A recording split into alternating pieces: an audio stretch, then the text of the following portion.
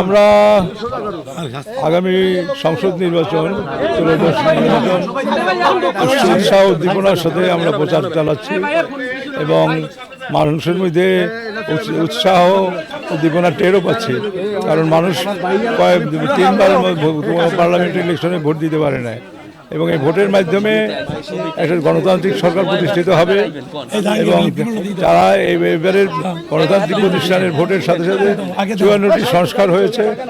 পার্লামেন্টের দ্বিকক্ষ বিশিষ্ট পার্লামেন্ট এবং আমাদের এমপিদের ৭০ অনুচ্ছেদে যে বাধা বিপত্তি ছিল সেটা সংস্কার করা হয়েছে এবং ২ বছরের বেশি প্রধানমন্ত্রী থাকতে পারবেন না সেটার সংস্কার করা হয়েছে।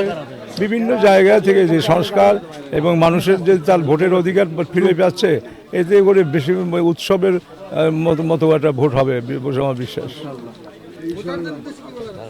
ভোটারদের উদ্দেশ্যে বলা হলো যে আমরা গণতান্ত্রিক সংগ্রাম করেছি এই ভোটের জন্য এবং আগামী দিনে গণতান্ত্রিক সরকার প্রতিষ্ঠিত হবে এবং আমাদের যে জনগণের যে দাবি আছে এবং আমাদের যে বরিশালের উন্নয়ন আছে সেই সবগুলো ইনশাল্লাহ আমরা পূরণ করতে পারবো।